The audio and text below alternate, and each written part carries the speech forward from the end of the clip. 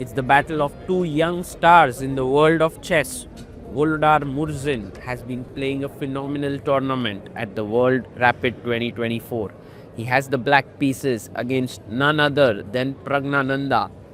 Volodar and Prag go long back in time. Prag is born in 2005, Volodar in 2006. Prag, of course, has had a much steeper rise towards the top. He's already one of the elite grandmasters, while Volodar is slowly moving up there. I remember in 2019 World Juniors, Prag had finished 9th and Volodar had finished 10th. So that's how close they were in strength.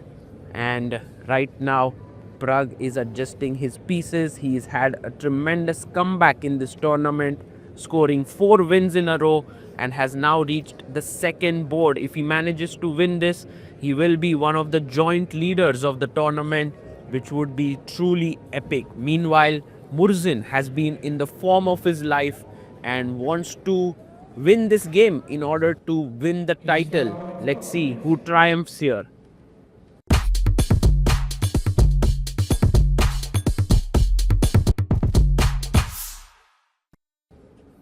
Prag opens the game with 1 e4 and we have e5, knight f3, knight c6 and the Italian on the board.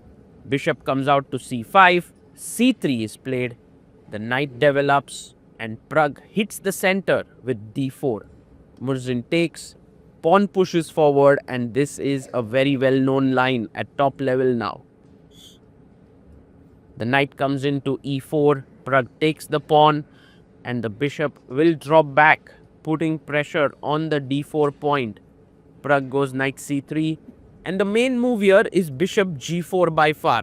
After castles, you go bishop g4, let's say Prag goes bishop e3, and now this is played a lot. But Murzin plays the lesser known bishop f5 and Prag instantly castles. That's his level of prep. Even when he's surprised, he knows what to do.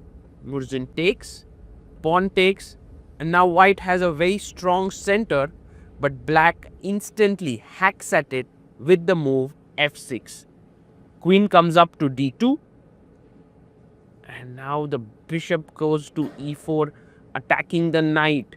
Prag takes in the center, and he takes back, and now the bishop on b6 is slightly passive.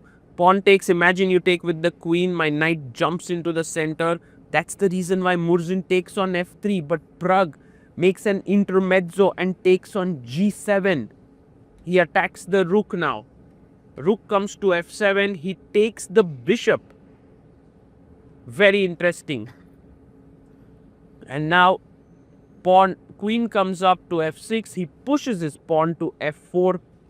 Prag is saying to Murzin, yes, my king is weak, but can you checkmate him? He goes king h1 over here with the idea of rook g1.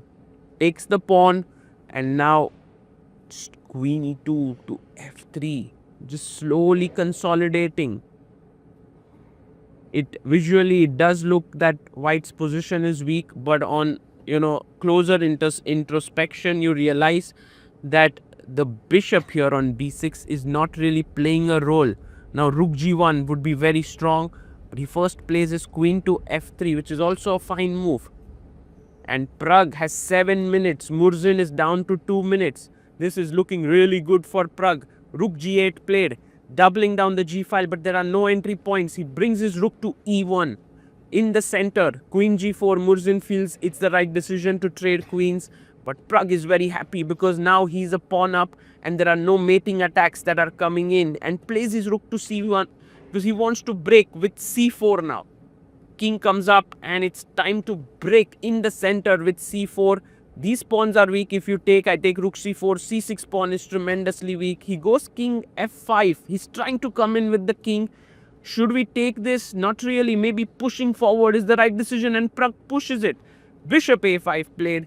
And now rook b1 with the idea of penetrating with rook b7 and attacking these pawns. He goes rook g2. Is there a mating idea? Maybe king g4 h3, but rook b3 played here. Prag already is alert of these possibilities. King comes to e4, and now the rook goes to b1. He goes king f3, but the position is completely lost. You push f5. You start moving forward. Pragg has to remain careful that he doesn't get checkmated. Murzin has 23 seconds. Pragg has 1 minute 40 seconds. The number of people who have gathered there is huge, because Pragg is on the verge of scoring a win. f5 played. Fantastic move. King e2. What is black trying to do? There's no threat even here. Just bishop h6. He goes f6 even. Rook comes back.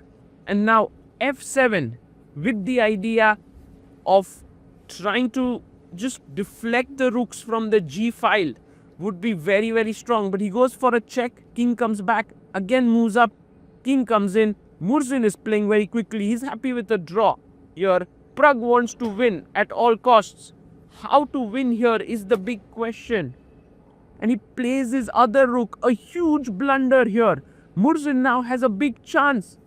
And he goes in. King f1. Did Pragg miss this? Unbelievable. Rook g1 may threaten. He comes here and the bishop blocks. Oh my goodness. Pragg has to take. Otherwise there was a mate. Unbelievable turnaround from a completely winning position. Pragg has landed in a completely lost position. This is just brutal. This just goes to show how brutal chess is. And now Murzin is completely in control. His rooks are just so powerful. There is absolutely no way that this position can survive. And I think this is a key game for Murzin's hopes of becoming a world champion. f4 played, and h pawn is coming through here. King comes up to g2, h4. He's winning a piece. Not really. Pragg comes up to f3, attacking the rook. Pawn takes. King takes the rook, and g2. And now the threat is rook check and making a queen. Pragg resigns. What a huge win for Volodar Murzin, and Pragg would be so unhappy there. He was so close to victory, and he could have had such a golden opportunity to clip the gold medal there, or at least a medal with this win. But it was not to be. Murzin scores a key win in this tournament.